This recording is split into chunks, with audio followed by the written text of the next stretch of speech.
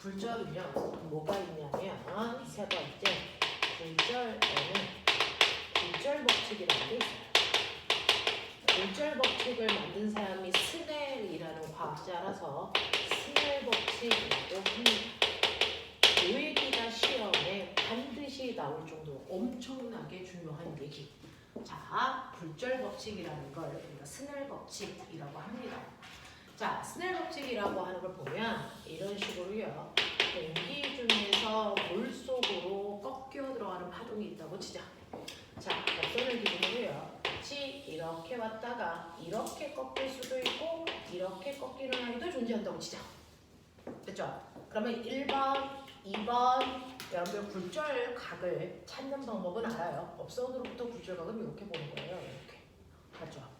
근데 그 중에서 굴절이 아니고 굴절률은 누가 더 크니? 이라고 하는 걸 물어볼게요. 굴절이 아니고 굴절률. 누가 더 많이 꺾였니? 이게 굴절률이야. 굴절률이 큰 건 1번이야, 2번이야? 1번입니다. 더 많이 꺾였어요.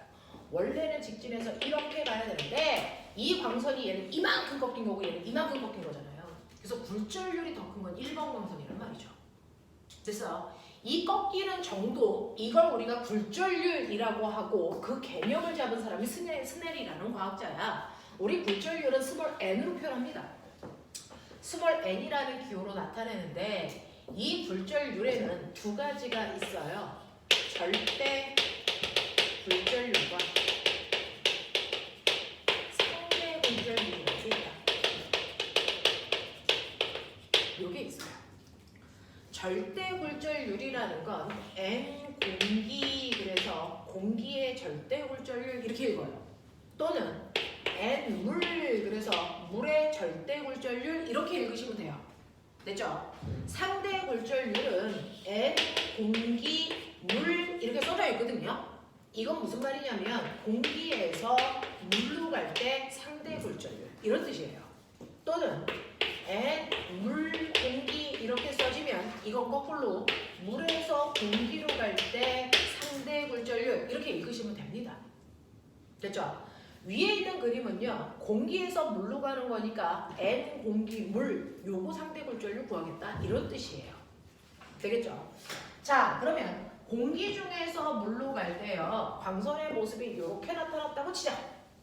이렇게 나타났어요. 자, 그러면 나는 n 공기, 물 공기에서 물로 갈 때 상대 굴절률을 구할 건데 여러분들이 아시는 것처럼 굴절이라는 거 왜 일어나죠? 두 물질 사이에 속력 차이 때문에 생긴다 그랬어요. 그래서 그 속력의 차이, 비율을 나타내는 게 상대 굴절률입니다. 그러니 얘는 이렇게 꺾이는 이유가 공기에서의 빛의 속력과 물에서의 빛의 속력 차이 때문이잖아요. 그러니 얘는 공기에서의 빛의 속력과 물에서의 빛의 속력의 비율로 나타냅니다. 예를 들어서 실제로 빛이요. 공기 중에서 전달될 때 속력이 10이라고 치자. 물에서 전달될 때 속력이 5라고 치자. 그렇다면 얘는 상대 굴절률이요. 5분의 10이라서 2 나와요. 이런 느낌이야.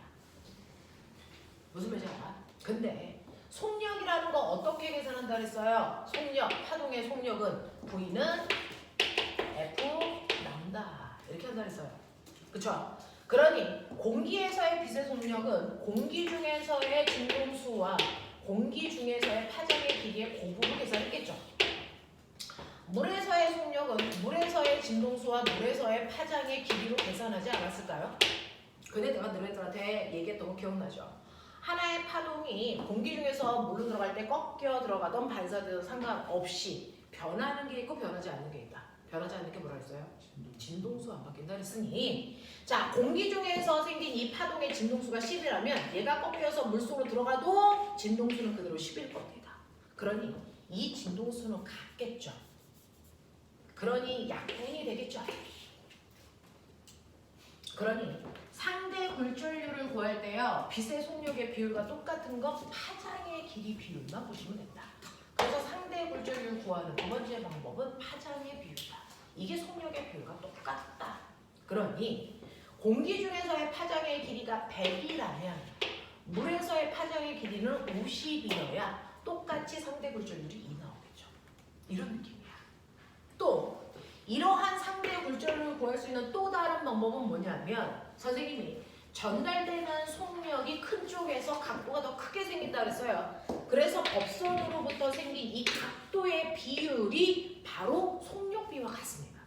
각도의 비율이. 그래서 입사각에 해당되는 얘는 공기 쪽에서 생긴 각도고 얘는 물 속에서 생긴 각도겠죠. 이제 답을. 그래서 각도의 비율로 계산해도 되는데 각도를 계산하면 도로 나와요. 이건 값으로 나오는데. 그래서 각도를 값으로 바꾸기 위해서 사인 치환하시면 돼요. 그러면 똑같이 상대 굴절률 숫자를 얻을 수 있다라는 걸 알아내는 사람이 스넬입니다. 스넬입니다. 됐죠? 자, 그런가 하면 이러한 상대 굴절률을 구하는 마지막 방법이 있는데 자, 상대 굴절률을 구할 때 보시면 공기에서 물로 갈 때요. 출발한 곳이 분자로 들어가고 있어요. 그렇죠? 도착한 곳이 분모로 들어가고 있습니다. 됐니? 요 분수식을 이렇게 해서 이 경계면으로 보여드리는 거예요. 분자, 분모예요. 맞아? 이런 느낌인데 자, 이 순서를 바꿔야 되는 게 딱 하나 있다. 바로 절대 굴절률. 절대 굴절률을 쓸 때는 공기의 절대 굴절률분의 물의 굴절률 이렇게 쓰셔야 돼요. 얘네들하고 쓰는 순서가 정반대예요. 절대 굴절률만. 됐어? 이렇게 해서 상대 굴절률을 구할 수 있다. 이거 알려준 사람이 스넬이라서 얘를 스넬 법칙, 굴절 법칙이라고 얘기합니다. 되겠어요? 자, 그렇다면 여러분들이 보시는 것처럼 그럼 공기 중에서 물로 갈 때 상대 굴절률 그 숫자가 2네요. 그럼 꼬맹아 생각해봐. 물에서 공기로 갈 때 상대 굴절률 얼마나 오겠니? 2분의 1 나와서 둘이 역수관계예요. 역수관계예요. 알겠죠? 네, 이렇게 됩니다. 자, 그러면 N 공기 유리는 어떨까? 이럴 수도 있죠. 공기에서 물로 가는 게 아니고 공기에서 유리로 가는 거 치면 사실은 빛은 전달되는 속도를 보면 진공에서 전달되는 속도가 제일 빠르고 기체고 액체고 고체라고 했어요. 이게 물이고 이게 유리 아닙니까? 그래서 이게 공기고 이 공기에서의 빛의 속도를 아까 10으로 보자 그랬어요. 얘는 5로 보자 그랬어요. 얘는 2로 가볼게요. 그렇죠? 네. 그러니 이때 상대 굴절률을 유리로 바꾸면 이거 2분의 10이네. 그럼 얘는 5네. 이 얘기 아닙니까? 됐어요? 그래서 상대 굴절률이 2가 나오는 애도 있고요. 상대 굴절률이 5가 나오는 경우도 있죠. 얘가 더 숫자가 크네. 이 숫자의 의미를 이해하셔야죠. 이 숫자의 의미가 뭐냐면 그래서 숫자가요. 1보다 큰 값이 나오면 상대 굴절률 값이 1보다 큰 값이 나오면 느린 매질로 갔다는 얘기입니다. 그래서 공기 중에서 물로 봤을 때요. 상대 굴절률이 2 나왔잖아요. 2가 나온 게 뭐냐면 공기에서의 속도는 10인데 물에서의 속도가 5였단 말이죠. 그러니까 속도가 2배 느린 쪽으로 갔어. 그런 뜻이에요. 그래서 상대 굴절률이 5가 나오면 속도가 처음보다 5배 느린 쪽으로 갔어. 그런 뜻이에요. 그래서 상대 굴절률 숫자가 클수록 더 느린 쪽으로 갔다라는 뜻입니다. 더 느린 쪽으로 갔다. 그래서 고등학교 입시 문제에서조차도 이 세 개의 매질 A, B, C 이 세 개의 매질의 빛의 속력의 크기를 비교해라. 이런 문제가 나와요. 그래서 A에 비해서 B는 속도가 2배 느리고요. A에 비해서 C는 속도가 5배 느려. 그러니까 속력이 제일 느린 건 C야. 그 다음 B야. 그 다음 A야. 이게 된단 말이죠. 상대 굴절률이요. N, B, A. 그럼 상대 굴절률이 2분의 1 나와야죠. 역수관계라 그랬으니까. 그러면 이건 뭡니까? 상대 굴절률이 1보다 작으면 빠른 매질로 갔다는 뜻이구나. 됐어? 그러니까 처음보다 속도가 2배 빠른 쪽으로 갔어요. 이런 뜻이야.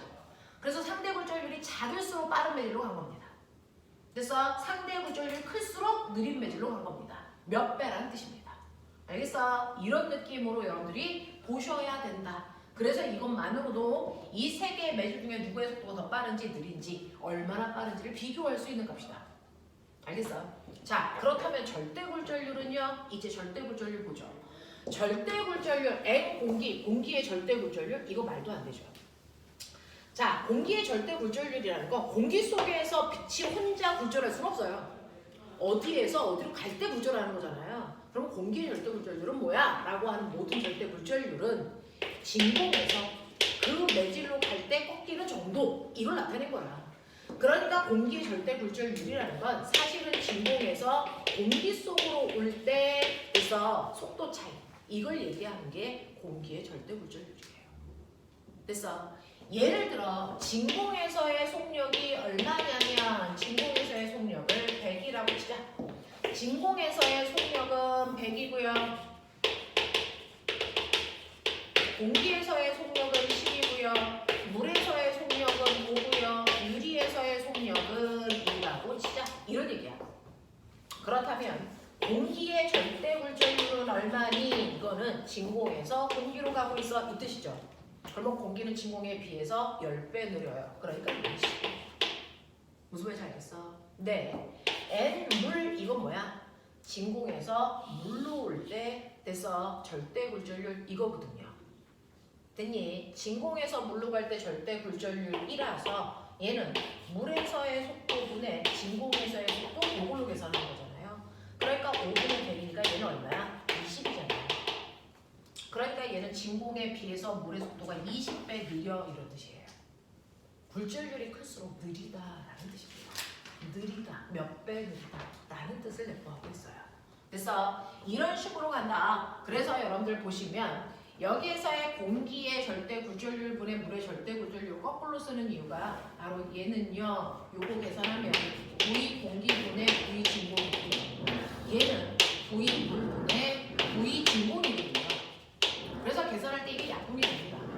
그래서 계산하시면 얘는 V 물분의 V 공기라고 하는 가장 앞에 있는 이 모습이 다시 돌아와요. 알겠어? 이렇게 되거든요. 그래서 절대 굴절률 쓸 때만 거꾸로 쓰셔야 된다. 이해합니까? 네. 이렇게 되는 그런 내용들.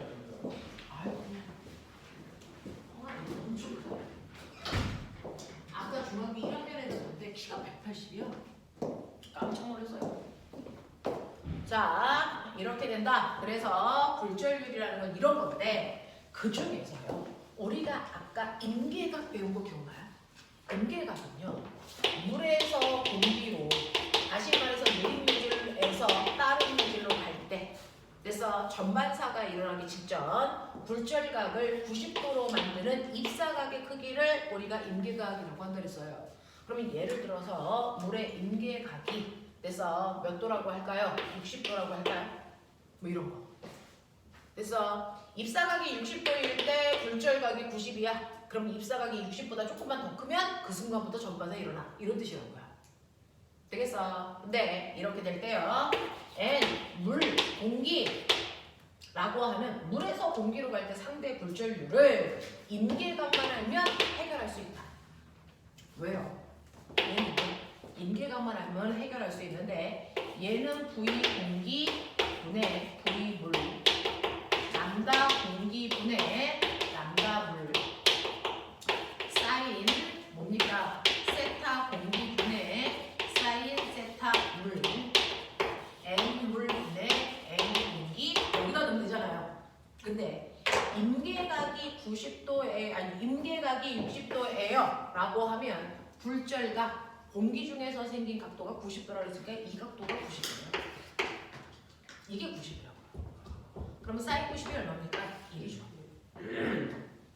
그러니 상대 굴절률, 물, 공기의 상대 굴절률은 임계각의 값입니다. 임계각의 값 그 자체가 상대 굴절률이 돼요. 되겠어? 그러면 얘는 임계각이 60도라고 했으니 여기다가 60을 집어넣으시면 사인 60이 얼마입니까? 2분의 루트 3이죠.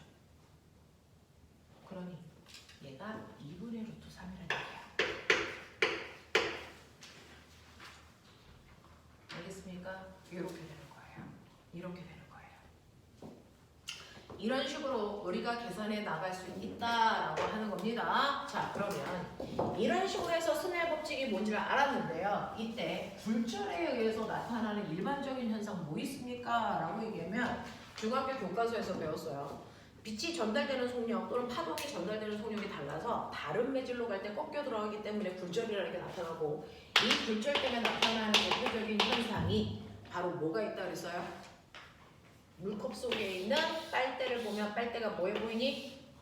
꺾여 보이는 현상이 굴절됨이라고 했어요. 됐어? 꺾여 보이는 현상이 빛이 꺾여 들어가기 때문에 빨대가 꺾여 보여. 됐어? 라고 하고요. 이렇게 찻잔의 컵 속에요. 동전을 이렇게 집어넣고요. 동전이 안 보이는 순간까지 눈을 딱 안 보이는 그 순간에 눈을 딱 놔요. 그러면 지금은 이 빛이 이렇게 직진해 가니까 여기 있는 동전을 안 봅니다. 안 보여요. 여기서 반사하는 빛이 내 눈에 안 오거든요. 근데 여기다가 물을 집어넣으면 빛이 직진하지 못하고 꺾여 들어가기 때문에 동전이 보입니다. 네. 그래서 이렇게 컵 속에 있는 동전이 보이는 게 나는 원래요. 됐어. 이 지점에서 빛이 여기 있어야 되는데 여기로 간 거잖아요. 그래서 사람은 어떻게 인지하냐면 여기 있는 동전이 이 높이에 있다라고 생각합니다. 됐어. 그래서 동전이 떠 보이는 현상들이 생겨서 안 보였던 동전이 갑자기 보이게 되는 현상. 그러면 무슨 일이 발생해? 물속에 있는 모든 아이들은 떠 보이겠구나. 그럼 어떻게 돼? 바닥이 여기 있다고 느껴지겠구나. 그러니까 수심의 깊이는 요만큼밖에 느껴지지 않겠구나. 실제 깊이는 이건데. 알겠어? 그래서 물속에 있는 바닥이 떠 보이기 때문에 수영장에 딱 갔는데요. 딱 보니까 내가 저기에 다이빙 해도 내 다리가 닿겠어. 그래서 다이빙을 했는데 끝없이 계속 들어가죠. 왜? 바닥이 떠 보여서 그래요. 수심이 얕아 보인단 말이죠. 근데 실제로 얕지 않아요. 됐어? 이게 빛이 물속에서 굴절했기 때문에 나타나는 현상들이야. 되겠니? 그러니 이렇게 언덕에 있는 사람이 이 안에 있는 물고기를 봤어. 야, 물고기야. 물고기를 봤단 말이야.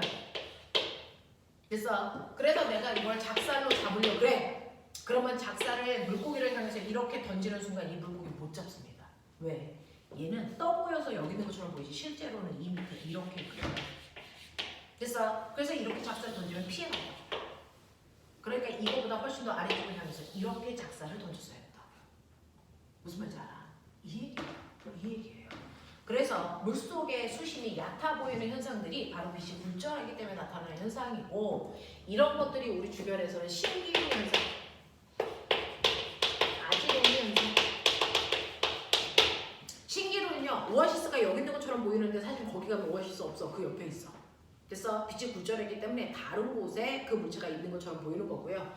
아지랭이 현상은 뭐냐면요, 한여름에 때학볕에 시멘트 바닥이 이렇게 녹아 보여요. 젖어 보여요. 그게 아지랭이 현상인데, 그게 바로 바닥에서 나오는 열 기운이 그래서 직진하지 못하고 굴절해 가기 때문에 나타나는 현상이고요. 이러한 굴절 때문에 나타나는 다양한 현상들, 그래서 기억하셔야 되는데, 우리 조상들은요 이걸 속담으로 만들었죠. 이런 현상들 뭡니까? 낱말은 이게 낱말은 새가, 반말은 시가 듣는다라고 표현한 이 속담이 빛의 굴절을, 소리의 굴절을 나타내는 속담입니다. 됐죠?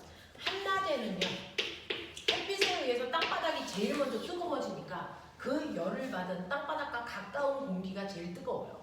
그래서 땅바닥 아래쪽의 공기는 40도, 그 위는 30도, 그 위는 20도, 그 위는 10도, 이런 식으로 온도 분포를 갖는 공기층을 가져요. 됐어? 이게 낮이에요. 그러면 낮에는요, 여러분들이 아! 하고 얘기를 하면, 됐어? 입에서 소리를 들으면 이 소리가 직진해서 갔어요? 정상이잖아요. 근데 실제로 온도가 다르기 때문에 소리의 입장에서 다른 매질이에요. 그러니 어떻게 됩니까? 이 경계면에서 소리는 직진하지 못하고 꺾이죠. 꺾일 때 무조건 느린 매질 쪽으로 꺾여가죠. 느린 매질 쪽으로 이렇게 꺾입니다. 그래서 느린 매질이 위쪽에 있으니까 직진한 것보다 더 위쪽으로 올라가서 소리가 이렇게 간다고요. 그래서 여기에서도 두 개가 다른 매질이죠. 꺾이죠. 직진한 것보다 더 위쪽으로 꺾여서 이렇게 간다고요.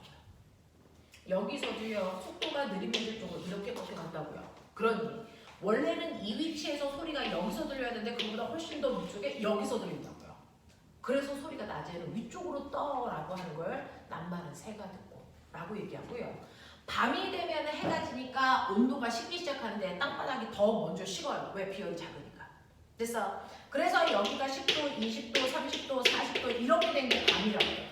그럼 내가 여기서 소리를 내면 소리는 이렇게 갔어야 정상인데, 항상 온도가 다른 공기는 다른 매질이니까 속도가 소리가 가다가 여기서 꺾인다고요. 어느 쪽으로 꺾여요? 느린 매질이 있는 찬 공기 아래쪽으로 누워서 꺾인다고요.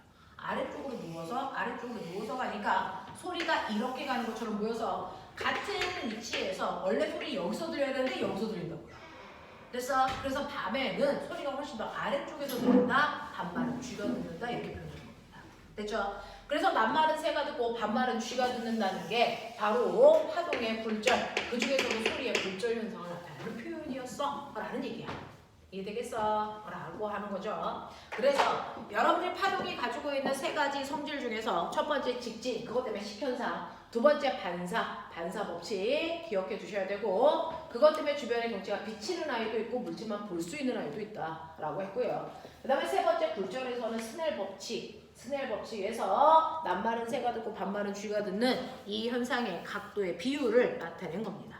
그죠? 이런 것들을 얘기하는 거다라고 하는 거 기억을 좀 해봐 주시면 되는데, 신기한 거 보여드릴게요. 바닷속에 들어가요.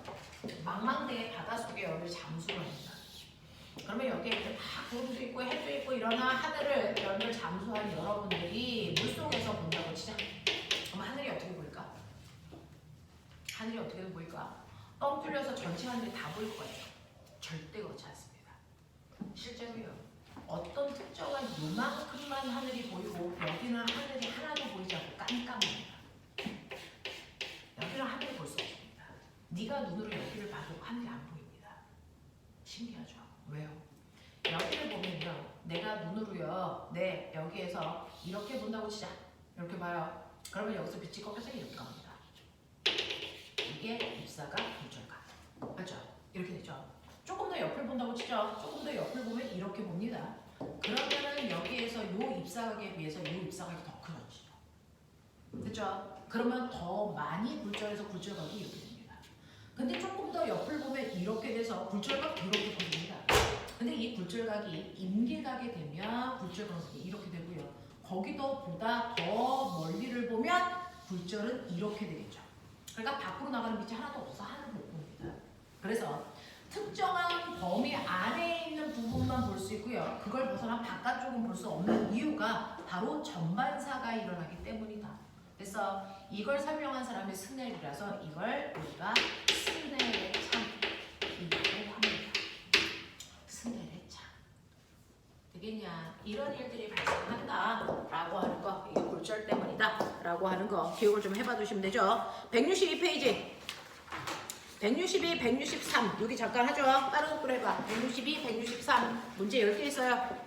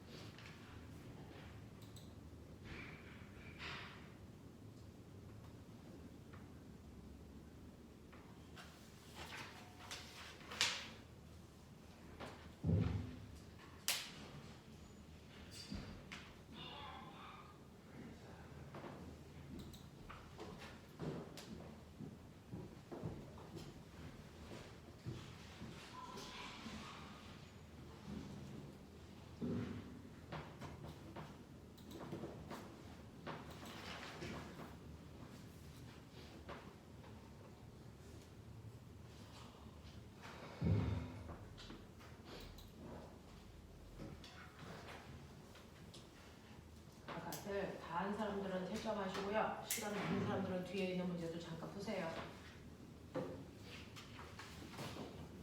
자, 3분 안에 해결.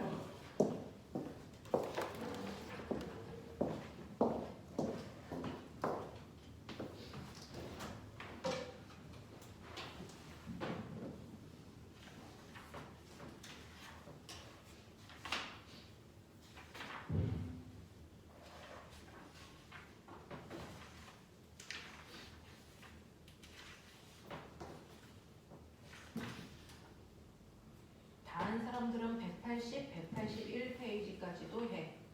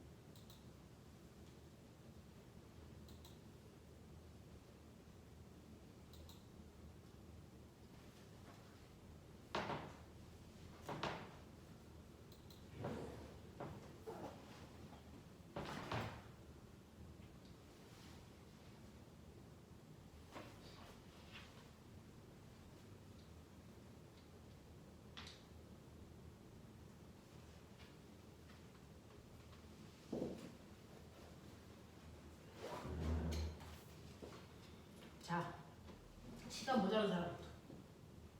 2페이지 하는 거였어요? 2장 하는 거였어요? 자, 볼게요.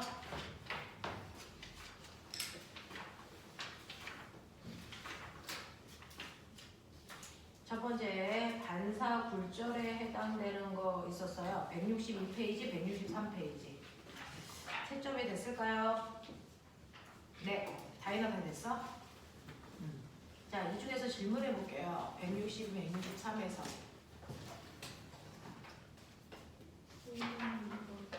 5번? 5번에 2번? 네, 5번에 2번 보시면 그림은 물결파 투영 장치를 나타낸 것이고요. 물결파의 파면의 모습은 기역에서 니은으로 진행합니다.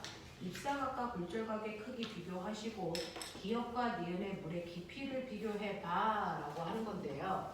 자, 요거 보는 연습은 이제 중학교에서 있다가 고등학교로 이제 옮겨가는 과정인데 보시면 여기에 이제 수면이 경계면이 있고요. 여기에서 파면이 어떻게 되어 있냐면 이렇게 그려져 있는 파면이 보이실까요?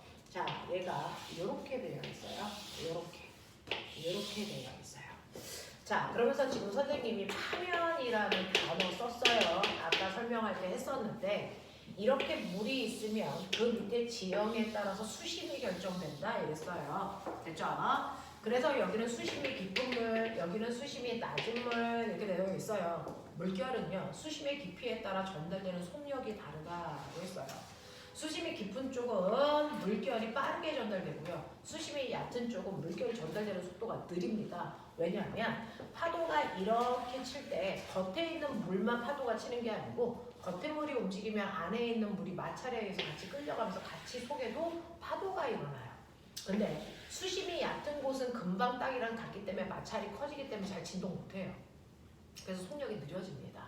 그래서 파도는 파도의 속력은 물결의 속력은 깊은 물에서의 속력이 얕은 물에서의 속력보다 훨씬 더 빠른 거야 라고 얘기했거든요. 근데 파도의 속력 어떻게 구하냐면 F 람다로 계산합니다. F 람다. 근데 얕은 물에서 깊은 물로 가던 또는 깊은 물에서 얕은 물로 가던 진동수는 변하는 게 아니라고 했잖아요. 그러면 속력이 달라질 때 변하는 건 파장의 길이만 달라져요.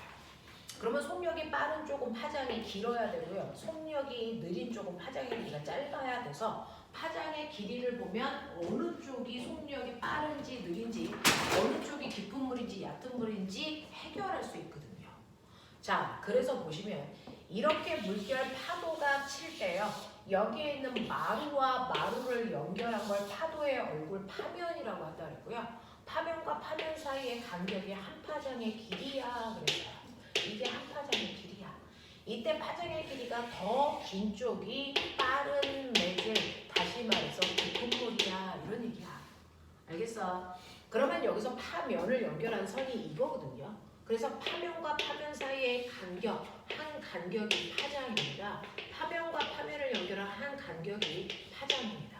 그러니 파장은 이쪽이 길죠. 그래서 여기가 깊은 물이고요. 그 다음에 여기가 얕은 물이야 라고 보시면 돼요. 그러니까 속력은 이쪽이 빠르고 이쪽이 느려 라고 하는 기역 매질, 미음 매질이고요. 이때요. 여러분들이 우리가 그동안 봤던 파동을 그릴 때요. 입사각과 굴절각의 크기를 보려면 얘네를 이렇게 그려서 진행 방향을 보셔야 돼요. 이렇게 파도가 오다가 이렇게 파도가 꺾여가 라고 하는 진행 방향이 그려져 있어야 입사각과 굴절각을 보기가 훨씬 더 편하잖아요. 그래서 이때 파면이 그려져 있으면 한 지점을 딱 잡고요. 그래서 여기에서 이 파면에 수직한 방향으로 이렇게 오는 거예요. 항상 파면과 진행 방향 90도. 알겠어? 자, 그 다음에 여기서 꺾여 지나갈 때도 여기에 있는 파면과 진행 방향 90도니까 이렇게 꺾이셔요. 그렇죠? 그래야 이게 90도가 되죠. 얘네들끼리. 되겠어? 그래서 법선을 여기서 그리시면 이게 바로 입사각, 이게 굴절각이에요. 그러니 각도가 더 큰 쪽이 속력이 빠르다 그랬으니까 이쪽이 각도가 더 크니까 이쪽이 빠른 물 맞고요. 여기가 느린 물 맞아요. 됐어요. 네. 그래서 속력을 비교하는 방법은 파면 사이의 간격을 보시는 게 가장 편한데 그렇게 보기 싫으면 한 지점을 잡아서 파면과 90도가 되게 진행 방향을 그려놓으시면 우리가 일반적으로 봤던 이 그림이 나온다. 그랬을 때 각도 보셔도 됩니다.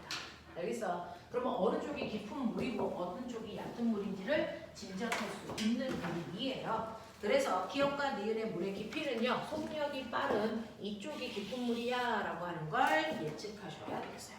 되겠죠? 이런 그림이었습니다. 자, 다른 질문 없으시면 그 다음 걸로 갈게요. 180페이지로 가시면 되겠죠. 전반사 했던 부분입니다. 광섬유, 광통신. 그래서 180페이지부터 181페이지까지 질문해봐. 5번. 자, 5번. 되겠어요. 자, 5번 보시면 공기 중에서 유리로 만든 직각 프리즘의 한 변에 단색광이 수직으로 입사할 때 반사 또는 굴절되는 모습을 나타낸 것입니다. 여기에 대한 설명으로 옳은 것을 찾아보세요 라고 했는데 유리에서 공기로 향하는 단색광의 임계각은 42도야. 그러니까 42도보다 입사각이 커지면 그때 전반사해 라고 하는 겁니다. 됐죠? 자, 그래서 빛을 쏩니다. 빛을 쏘면 얘네들이 가는 모습으로 옳은 것을 모두 골라라 라고 했는데 맨 처음에요. 이렇게 직각삼각형이 있어요. 직각삼각형이 있는데 여러분 이제 기하해봐 라고 하는 거예요. 기하해봐. 여기에서 요각도가 45도인 이등변 직각삼각형이네요. 자, 그러면 이렇게 왔어요. 그러면 여기에서 만났을 때요, 꼬맹아, 여기에서 네 법선을 그리면 이렇게 그려지죠. 법선을 그리면 이렇게 그려지지 않겠어요? 자, 그러면 이 각도가 몇 도니? 45도. 45도. 그러면 45도로 들어갔으니까 반대편 45도로 이렇게 해서 오면 이게 바로 90도가 되겠죠. 되겠어요? 이렇게 가겠죠. 자, 그래서 이런 식으로 진행하는 모습이 있고요. 그 다음에 여기에서 그러면 45도가 입사각이면 반사는 45도, 이게 반사각을 그린 거야. 그럼 굴절각도 그려야죠. 굴절각도 그려야죠. 그러면 굴절각은요, 여러분들이 보시는 것처럼 입사각이 45도니까 여기서는 임계각도가 42도라고 그랬죠. 그러면은 얘는 임계각도보다 크니까 전반사 돼야죠. 됐어? 자, 전반사가 될 때 굴절 광선은 반사 광선이랑 합체가 된다는 생각이 이쪽으로만 갑니다. 다른 광선은 존재할 수가 없어요. 무슨 말인지 알겠어? 자, 그래서 얘는 릴만 그려져 있어야 된다. 되겠니? 이런 모습으로 그리시면 되겠습니다. 이제 괜찮아? 요런 얘기야. 요런 얘기야. 되겠죠? 자, 그리고 나서 우리 뒤쪽에 있는 전자기파는 지난주에 했던 얘기. 그래서 자, 여기까지가 하나의 챕터이고요. 그리고 나서는 잠깐 끊었다가 간섭 들어갈게요. 되겠죠? 자, 근데 요번에는 많이 끊을 수는 없어요. 5분만 끊었다가 회절과 간섭, 그래서 파동의 5가지 성질 그거 마무리할게요.